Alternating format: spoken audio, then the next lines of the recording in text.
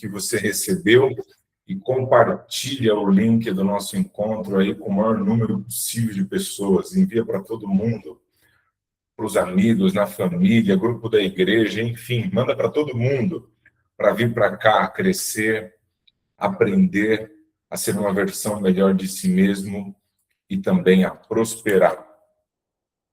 Eu quero começar o nosso encontro de hoje te fazendo uma pergunta. Na verdade, duas perguntas que estão diretamente conectadas. Com quem você tem andado e quais os ambientes que você mais tem frequentado ultimamente? Geralmente, quando nós fazemos esse tipo de pergunta, as pessoas pensam em eventos, em compromissos que elas estão indo, mas muitas vezes as pessoas com quem nós mais nos relacionamos são os nossos colegas de trabalho. Imagina, se o dia tem 24 horas, você passa 12 horas, 10 horas no seu local de trabalho, passa 2 horas no trajeto, 1 hora no trajeto e 4 horas em casa, então você passa mais tempo com colegas de trabalho do que com sua própria família. Você, de repente, passa mais tempo com estranhos do que com pessoas que você ama. E está tudo bem. É a vida, é a sua rotina de trabalho. Agora, quem são essas pessoas com quem você trabalha? Como é esse ambiente que você convive? Por que eu estou te perguntando isso? Porque a maior parte de nós, muitas vezes, fica conectado a lugares e pessoas completamente tóxicas, mental, emocional e espiritualmente, sem perceber, e vamos inconscientemente nos tornando semelhante a elas. Ou então, vamos tendo a nossa energia psíquica, física e até espiritual completamente fugada por esses lugares, por essas pessoas e por esses ambientes. Quantos de vocês aqui não saíram já do trabalho e chegaram em casa completamente exaustos, completamente quebrados, de repente, em um dia que você nem teve tanto esforço assim? Poxa, mesmo sem fazer tanto esforço, eu sinto uma exaustão mental, um peso espiritual. Isso está relacionado aos pensamentos, aos sentimentos e emoções que você mais alimenta, sem sombra de dúvida que está. Mas também está relacionado à energia dos lugares em que nós ficamos, à energia dos lugares em que nós frequentamos. E eu não estou dizendo com isso que, se você perceber que se a energia do local de trabalho é ruim, você deve sair de lá. Se você puder, ótimo. Se não, existem formas de você se blindar contra isso. É muito importante você tomar cuidado com o tipo de pessoa com quem você se associa romanticamente, profissionalmente. As pessoas com quem você mais se conecta no ambiente de trabalho, porque os lugares que nós mais frequentamos e as pessoas com quem nós mais nos relacionamos, elas moldam quem nós somos. Isso, antes de ser neurocientífico, antes de ser relacionado a qualquer treinamento comportamental ou ditado popular, lembra daquele ditado? Diga-me com quem tu andas e eu digo quem tu és. Muito antes de tudo isso, isso é bíblico. A Bíblia diz assim: as más conversações corrompem os bons costumes. Isso quer dizer que a pessoa boa, no ambiente mau, ela fica má também. Olha que curioso isso. É a Bíblia que está dizendo. A Bíblia está dizendo que nessa batalha, o mal vence o bem. Exatamente isso. Não se assuste. É exatamente isso. A Bíblia está dizendo assim: as más conversações corrompem os bons. A Bíblia não está dizendo que o bom, quando chega no ambiente de má conversação, vai mudar o ambiente. Não. A Bíblia está dizendo que o ambiente vai mudar o bom. Vai fazer o bom comportamento ser corrompido. Olha o que está escrito em Provérbios, capítulo 22 e versículo 24. Eu vou até ler para vocês aqui. Não faça amizade com os briguentos, nem ande com aqueles que se iram facilmente, pois você aprenderá a ser igual a eles. Isso é forte, não é? Quantas vezes você começou a se relacionar com alguém, às vezes profissionalmente, ou um relacionamento amoroso, e essa pessoa tinha hábitos que você não tinha e de repente você passou a ter os mesmos hábitos? Quantos de vocês que são pais, que ensinaram os seus filhos a não falarem palavrão, e de repente ele começou a andar com um grupo de amigos, e daqui a pouco ele deixou escapar um palavrão? Ou você mesmo começou a trabalhar com alguém que fala palavrão o tempo todo, e daqui a pouco, quando você viu no momento de ir ou em algum outro contexto, você deixou escapar ou pensou em falar? Porque inconscientemente nós vamos sendo moldados pelos padrões de comportamento que nós vemos nos outros, nas pessoas e nos ambientes que nós frequentamos. A Bíblia diz que se você andar com briguento, você vai ficar briguento também. Se você andar com aquele que se ira facilmente, você também vai ficar. Quantas vezes você estava tranquilo, em paz, aí de repente você começou a conversar com uma pessoa irada? Daqui a pouco a raiva dela começou a passar para você. Quantos de vocês, em algum momento, começou a conversar com alguém que odeia o Brasil, revoltado com a nação, e daqui a pouco aquela revolta passou para você também? Funciona desse jeito. Se você convive com pessoas de mentalidade próspera, a sua mentalidade também se tornará uma mentalidade de prosperidade. Agora, se você convive com pessoas de mentalidade de escassez, sua mentalidade também se tornará uma mentalidade de escassez. Se você convive com pessoas pessimistas, negativas, você se tornará uma também. Olha o que está escrito em Provérbios 13, 20. Aquele que anda com os homens sábios será sábio. Aquele que anda com tolo fica tolo, aquele que anda com sábio fica sábio. A Bíblia, desde o começo, está nos instruindo a tomar extremo cuidado com as pessoas com quem nós nos associamos. Isso daqui não tem a ver com aquele coach instagramático. Eu estou falando do coach instagramático, não é contra o coach. Coach é algo bom. Mas esse coaching instagramático não é aquela conversa deles de que você só vai andar com pessoas melhores do que você. Não, isso aí é balela, isso é papo furado. Jesus não andava só com gente melhor do que ele. A maior parte das pessoas que passaram pela vida de Jesus eram piores do que ele, e ele estava melhorando a vida deles.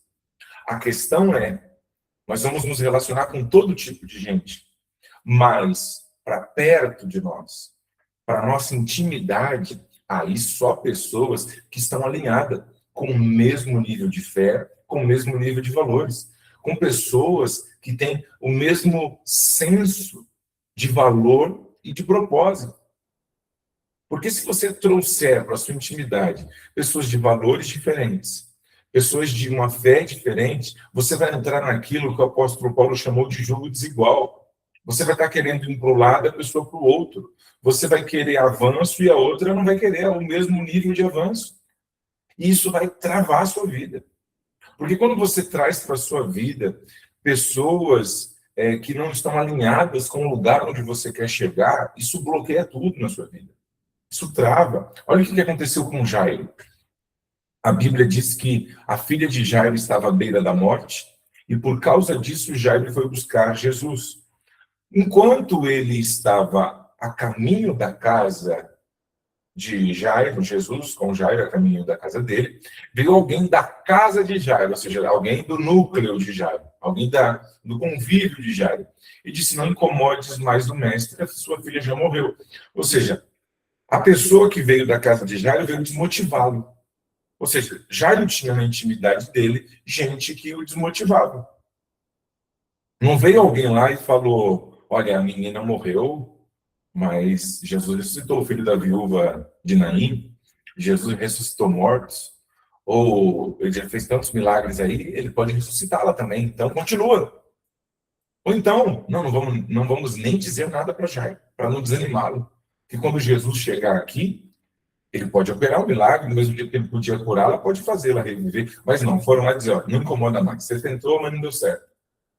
E Jesus vê o desânimo de Jairo e diz, calma, Jairo, não temas, crê somente. Como se Jesus estivesse dizendo para ele, só continua acreditando. Não é porque vieram te desanimar que você vai parar de acreditar no que você acreditava antes. Ignore as vozes contrárias e foca naquilo que você acredita. Aí a gente vai entrar muito nesse ponto, se conecta muito com o que nós falamos ontem. Não vai por aquilo que você vê. Não seguir por aquilo que está diante dos seus olhos, seguir por aquilo que você crê. Por aquilo que você acredita. Mais pela visão da fé do que pela visão da carne. Aí quando ele chega na casa de Jairo, a menina estava morta, e Jesus diz para vocês, ela está morta. Para mim, ela está dormindo. Aí todo mundo da casa de Jairo começou a dar risada. Eles começaram a zombar. Eles estavam rindo da fé de Jairo. Eles estavam rindo da palavra de Jesus. Eles estavam zombando daquilo que Jairo cria. Olha as pessoas que faziam parte da intimidade de Jairo. Só gente contrária àquilo que ele acreditava. E por isso a menina continuava morta. Aí olha o que Jesus fez. Ele diz, sai da casa todo mundo. Só fica na casa Pedro, Tiago, João, a mãe e o pai. Ou seja, sai todo mundo que riu e só fica quem acredita. Sai todo mundo que duvida e só fica quem crê. Sai todas as pessoas que têm uma fé diferente e só fica aqueles que têm o mesmo nível de fé e os mesmos valores. Quando ficou na casa somente pessoas que estavam alinhadas com a mesma fé, com a mesma crença, com os mesmos valores, aí a menina ressuscitou. Tem muita coisa que pode estar travada, bloqueada na sua vida por causa dos ambientes que você vive e das pessoas com quem você se relaciona. Às vezes, as pessoas que estão na sua intimidade são verdadeiros bloqueadores espirituais, bloqueadores de prosperidade, travadores da sua vida. E você fica aí, eu não sei o que acontece. O que será que Deus quer de mim? De repente, o que Deus quer de você é que você filtre melhor os seus relacionamentos. Entenda de uma vez por todas. Deus não está preocupado com os teus resultados. É muito importante que você entenda isso. Deus não está preocupado com os teus resultados. Eu sei que muita coisa que eu falo aqui para vocês, às vezes vai na contramão de pregações que, de repente, você está habituado a ouvir. Mas é bíblico. A questão não é o que o Daniel está falando é diferente do que eu ouvi pregar na igreja. Então, a questão é, o que a Bíblia diz? O que eu ouvi lá e o que eu ouvi aqui. O que está alinhado com a Bíblia? Porque não importa a minha opinião, quando a gente fala de palavra de Deus, a minha opinião não interessa. O que interessa é o que está escrito. Aquilo que está escrito não se alinha à minha opinião. A minha opinião é aquilo que eu falo que tem que estar alinhado com aquilo que está escrito. A mesma coisa, quando eu vou falar de neurociência, o que eu vou falar tem que ser da neurociência. Não igual o pessoal faz no Instagram, inventa coisa lá e fala a neurociência que diz. Você tem que ter fundamento. Se é fé, se são questões de fé, o fundamento da nossa fé é a palavra de Deus. Então, Deus não está preocupado com os seus resultados, não. A Bíblia não Jesus ele não morreu na cruz para te dar resultado. Jesus não morreu na cruz para te prosperar, não tem nada a ver. Jesus morreu na cruz para te dar vida eterna. Só que ele disse, a morte na cruz foi para dar vida eterna. Só que ele disse assim, eu vim para que vocês tenham vida e vida em abundância. Ou seja, junto com os mandamentos que te garantem salvação, tem princípios que te garantem prosperidade. A questão é, a minha vida de fé e a minha vida espiritual, ela está sendo usada como mecanismo para eu alcançar prosperidade ou para me aproximar de Deus? Entenda isso de uma vez por todas. Muita coisa que você está sofrendo não é porque Deus quer nada de você, não. Às vezes é só consequência das suas escolhas ruins, das suas decisões erradas. A maior parte das pessoas que pedem oração pelos seus problemas, elas pedem oração por problemas que foram elas mesmas que causaram. Aí eu não sei o que Deus quer de mim. Isso que está acontecendo na minha vida, o que será que Deus quer de mim? Deus não está fazendo nada. Deus não está te provando, não. você só está colhendo aquilo que você plantou, simples assim. Para de pensar que a vida se resume, que as dificuldades da vida, né, se resume em perseguição diabólica e provação divina. Não. A maior parte das suas dores não foi Deus te provando, nem o diabo te perseguindo. A maior parte das suas dores foi você colhendo consequências de escolhas ruins que você fez. Se você olhar francamente, sincero e honestamente para a sua vida agora, fazer uma revisão das maiores dores que você enfrentou nos últimos anos, se você fizer uma análise brutalmente honesta, você vai verificar que a maior parte dos seus problemas não foi Deus te provando, nem o diabo te perseguindo. Foi você colhendo consequências de escolhas erradas. Relacionamento errado, decisão errada, uma palavra errada, coisas feitas no calor da emoção. Aí depois a emoção passou, você se arrependeu. Simples assim. Simples assim.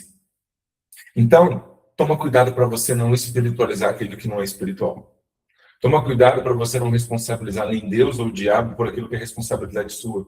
Porque se você ficar questionando o que Deus quer de mim, o que Deus quer de mim, você nunca vai olhar para o que você está fazendo. Não, onde eu estou errando? As coisas não estão indo bem? Então, olha para você primeiro. Onde eu estou errando? Porque às vezes a pessoa está olhando para o céu, meu Deus, o que o senhor quer de mim? E Deus está olhando de volta e falando, não quero nada. Você não tem nada para me dar. Eu que dou para você, né? Eu não tenho nada a ver com seus problemas. Simples assim. Então, olha, não está funcionando? O que eu estou fazendo de errado? Onde eu estou falhando? O que eu posso melhorar? Qual habilidade que eu ainda não tenho que eu preciso ter? Qual competência que eu tenho que eu preciso aprimorar? Ou qual competência que eu preciso ter para esse momento que eu ainda não possuo? Se nós formos olhar para a Bíblia, a gente vai pegar a história de Davi. Davi, quando ele foi enfrentar Golias, as pessoas espiritualizam demais essa história. Né? Deus deu a vitória para Davi. Deus não deu vitória nenhuma para Davi. Davi venceu porque ele sabia como vencer. Davi venceu porque ele tinha habilidade com a pedra e a funda. Ah, mas era só uma pedrinha, era só uma funda. Não, não era só uma pedrinha e não era só uma funda. Uma funda com uma pedra na mão de um hebreu era uma arma mortal. Os historiadores dizem que os hebreus de um modo geral, eles eram tão hábeis com a pedra e a funda na mão que eles não erravam um fio de cabelo. Então, Davi tinha habilidade. Deus potencializou a habilidade que ele tinha, mas ele tinha habilidade. Antes de Davi enfrentar Golias, ele já tinha derrotado um urso e um leão. Se você pesquisar o tipo de urso que poderia ter naquela época na região onde Davi cuidava de ovelhas, eu esqueci o nome do urso, mas é um urso que, de pé, ele chega a 3 metros de altura, porque o urso anda de 4 e na hora de atacar ele se põe de pé, né? Ele fica em 2 patas. E ele, nas 2 patas, em pé, chega a 3 metros de altura. Qual era a altura de Sansão? 3 metros de altura. Então não era novidade para Davi. Quando Davi viu Golias, ele viu o urso. Já estou acostumado com esse tipo de coisa. Eu já derrotei isso antes. E isso se deu pela habilidade que ele tinha e pela experiência que ele adquiriu. Ele já tinha enfrentado antes. Você já observou que quando você enfrenta a mesma luta pela segunda vez, dói menos? Quem já ficou endividado uma vez? A cena aí, ó, a cena aqui, ó, no botãozinho. Olha aberto é só se manifestar. Quem já ficou endividado? Ninguém, só eu. Uma vez. Quem já ficou endividado 2 vezes? Atrasou a fatura do cartão. Ficou devendo o banco. Eu não vou ficar contando muito não, né? Mas vamos lá. Quando você ficou devendo o banco pela primeira vez, o cartão pela primeira vez, aquele pessoal te ligava e falava que ia penhorar os seus bens, que ia te processar, né? Ia tomar sua casa, o seu carro. Você ficava desesperado, né? Meu Deus, o que eu vou fazer? Aí depois você resolveu. Você se informou, negociou e foi lá e resolveu. Quando foi na segunda vez, quando eles ligavam dizendo que iam penhorar os seus bens, me liga na segunda-feira que agora eu não posso falar. Eu não posso pagar agora. Você já não se desesperou porque você já sabia exatamente como lidar. Você já sabia do que se tratava. Pois é, de repente, a luta que você está enfrentando agora é o treinamento para a luta que vai te promover. Só que isso vai depender da maneira como você vai reagir a ela. Se você vai usar essa experiência junto com as suas habilidades na mão de Deus ao seu favor. Ou se você vai ficar terceirizando, por que eu estou passando por isso? Por que Davi matou Golias? Quem sabe por que Davi matou Golias? Eu vou desespiritualizar tudo agora desse negócio aqui. Uma pessoa falou assim para mim, Daniel, eu estou preocupado. Foi ano passado. Eu estou preocupado porque eu estou aprendendo coisas e, sei lá, tem hora que parece que eu não estou me vendo mais dependente de Deus. Eu falei, porque você não é mesmo. Você não depende de Deus para prosperar. Não, ninguém depende de Deus para arrumar um emprego. Ninguém depende de Deus para pagar a conta. Não, não depende de Deus. Porque o ateu paga a conta, não paga? O ateu prospera, não prospera? Quem não crê em Deus tem resultado, não tem? Tem um monte de gente que crê e está vivendo na escassez. Tem um monte de gente que não crê e está prosperando. Então você não depende de Deus para isso. Você depende de Deus para salvar a sua alma. É para isso que você depende de Deus. É evidente que nós que cremos em Deus e na palavra de Deus, nós vamos atribuir gratidão a Deus por tudo aquilo que possuímos. Porque a gente crê no que a Bíblia diz que o homem não pode ter nada se do céu não lhe for dado. No entanto, tudo que é dado, tudo que vem para a nossa mão, materialmente falando, é fruto de esforço, de trabalho, de habilidades e de competência. Não é fruto de campanha, não é fruto de oração, não. Se você ouviu um testemunho uma vez, ou é exceção, ou era mentira. Mas não é a regra. Simples assim. Olha só, Davi não matou Golias porque simplesmente ele queria glorificar a Deus. Não, ele glorificou a Deus através disso. Mas quando ele viu aquele gigante afrontando Israel, gente, Davi é sensacional. A gente vai fazer uma série de mentoria aqui só sobre Davi. Se a gente pegar só a história de Davi, dá uns 5 anos de mentoria diária aqui. Davi, ele era tão confiante no que ele tinha, mas ao mesmo tempo ele era extremamente humilde. Davi foi para o campo de batalha porque o pai dele mandou ele levar marmita para os irmãos. Isso é uma vergonha. Isso é uma vergonha. Porque ser um soldado era um cargo de status naquela época, num mundo que vivia em guerra. E Davi não era soldado na casa dele, ele era pastor de ovelha, vivia escondido, lá atrás das ovelhas.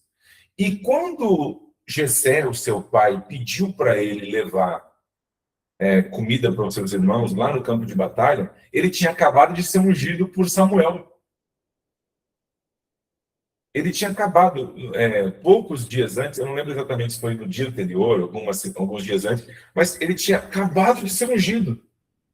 Ele podia ter dito para o pai, acabei de ser ungido pelo profeta Samuel como o próximo rei de Israel. E você quer que eu vou levar marmita para os meus irmãos? Davi não fez isso. Ele só pegou a ordem do pai e obedeceu.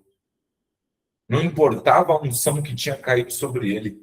Ele simplesmente obedeceu, seguiu o princípio, honrou seu pai e obedeceu. Tem gente que fica se achando muito porque recebeu uma unção. Davi foi ungido substituto de Saul. E agora ele tem que levar marmita para os seus irmãos. E quando ele chega lá, Golias está afrontando Israel. Aí Davi perguntou, a primeira pergunta de Davi foi essa: o que o rei prometeu para quem enfrentar o gigante? Ele não chegou falando, quem é esse incircunciso para desafiar? Ele perguntou isso depois. Primeiro ele perguntou, o que estão oferecendo? Qual é a recompensa? Ele queria saber qual era a recompensa. Qual é a recompensa que o rei ofereceu? Ele ofereceu casar com a filha dele, ou seja, vou para a família real. Fui ungido rei, já vou ter relacionamento com a família real atual e ganhar experiência. Vai ter isenção de impostos, quem matar e toda a família. Olha, ainda vou me beneficiar e vou beneficiar toda a minha casa.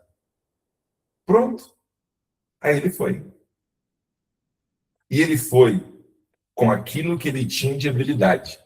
E quando ele foi diante do gigante, ele disse, ó, você vem contra mim com paus e espadas, mas eu vou contra ti em nome do Senhor dos Exércitos. Ou seja, por mais habilidade que ele tinha, por mais competência que ele tinha, por mais confiança em si que ele tinha, ele atribuiu tudo isso a Deus. Então, o seu resultado, ele não é produzido por você ficar esperando que Deus faça tudo. Ele é produzido por você desenvolver competências e habilidades, entregar tudo isso na mão de Deus enquanto você age. É assim que funciona. Amém? Vamos ficar por aqui por hoje? Que o horário já estourou. Então, filtre muito bem quem são as pessoas que você traz para a sua intimidade. Você passa a maior parte do seu dia no trabalho, toma cuidado. Quem são as pessoas no ambiente de trabalho com quem você compartilha a sua intimidade? Com quem você dá mais acesso? Porque quem tem acesso à nossa intimidade passa a ter influência sobre nós. Toma cuidado para você blindar a sua mente para não receber a negatividade dessas pessoas. Se você percebe que um relacionamento está produzindo coisas negativas em você, liga um alerta. E se você puder, sai fora desse relacionamento. Pessoal, profissional, não importa qual seja. Se não é possível, você precisa se blindar. Lembre-se de se blindar com oração, com gatilhos mentais que te ajudem a lembrar que você não pode deixar aquele comportamento, seja de palavras, ações ou atitudes, invadirem sua mente. Comece a trazer para a sua intimidade pessoas intencionalmente. Seja intencional nas relações. Eu quero na minha vida, eu quero ter amizade mais íntima. Eu quero ter um contato mais próximo com pessoas de uma mente próspera, com pessoas espirituais de verdade, não religiosas, com pessoas que queiram amar a Deus sobre todas as coisas, viver debaixo de valores maiores. Eu quero gente que tenha valores iguais a meus, que vão me ajudar a chegar. Senão você vai virar um Jairo. Quando você falar da sua fé, eles vão dar risada. Amém? Vamos para o print? Se você pode, tira o print, posta nos stories do Instagram, com a frase que represente o que você achou do nosso encontro e marca lá, @DanielClaven, para eu poder repostar você. Certo? Gente, eu vou liberar hoje, mais uma vez, geralmente a gente faz isso uma vez por mês, mas eu vou liberar hoje mais uma vez a oportunidade de consulta gratuita, tá? De uma sessão de terapia gratuita comigo, eu mesmo que vou atender. A gente vai mandar as chamadas aí nos nossos grupos e você pode compartilhar com quem você quiser. Mas não compartilhe aleatoriamente, compartilhe com quem precisa. Tá? E com quem sabe o que é terapia. Porque da última vez que eu abri essa oportunidade, veio pessoas que estavam com expectativas um pouco diferentes. E você que deseja ser terapeuta, não aproveite essa consulta para você vir ter uma mentoria, porque não é mentoria. Eu tive pelo menos 4 pessoas que da outra vez ocuparam o lugar de quem realmente precisava. Eu vim aqui porque eu queria ver como que é, como é que você faz. Não, isso daí é mentoria. Isso é mentoria. Mentoria é paga e é caro. Aqui é terapia, para quem precisa de ajuda. Tá bom? Então, compartilha o maior número possível de pessoas e vamos ajudar as pessoas a terem a oportunidade de ter esse acesso especial. Amanhã tem o curso Terapeuta Cristão, completamente de graça, das 8 da manhã até as 4 horas da tarde. E hoje eu vou liberar o e-book, Os Sabotadores da Prosperidade, mais uma vez, com aquele valor extremamente especial que eu liberei naquela semana, porque muita gente não conseguiu adquirir ainda, né? E tem pedido lá no suporte. E aí o valor que o pessoal está passando, evidentemente, é um valor mais caro, porque aquilo foi algo que nós liberamos especialmente naquele dia. Então, vamos liberar hoje de novo por R$10. Tá? E todo o valor desses e-books é totalmente direcionado para o projeto do Espaço Clave, que ajuda crianças e adolescentes em situações carentes a terem uma vida com dignidade E lá nós ensinamos inteligência emocional para eles. Nós ensinamos eles a reprogramarem sua mente para mudarem de vida de verdade. Porque o que muda a vida das pessoas de verdade não é um prato de comida ou um cobertor. O que muda a vida das pessoas de verdade é a mudança de mentalidade. Só que a gente também tem que dar comida para quem não tem o que comer e cobertor para quem não tem como se cobrir. Mas nós entregamos algo muito mais valioso do que isso. Nós entregamos, junto com isso, mudança, oportunidade de uma mudança real, de transformar a sua vida. Porque o que transforma a vida das pessoas não é projeto social apenas. O que muda é a mudança de mentalidade. Amém? Feche seus olhos aí onde você está e vamos orar. Senhor nosso Deus, nós te damos graças por tudo que o Senhor tem feito por nós até aqui. Glorificamos o teu nome, te agradecemos pela sua bondade e misericórdia que tem nos alcançado. Nós entregamos o nosso dia nas tuas mãos, já te agradecendo pela semana que o Senhor nos proporcionou e entregando o nosso final de semana nas tuas mãos. Que o Senhor nos guarde, nos proteja de todo mal. Nós já queremos oferecer a nossa gratidão ao Senhor por todos os livramentos que o Senhor tem nos dado e por aqueles que o Senhor vai nos dar ao longo dos próximos dias. Que a nossa vida esteja guardada e protegida nas mãos do Senhor, é o que nós te pedimos em nome de Jesus. Amém. Deus abençoe o seu dia e até segunda-feira e até amanhã para quem vai para o curso Terapeuta Cristão. Tchau, tchau.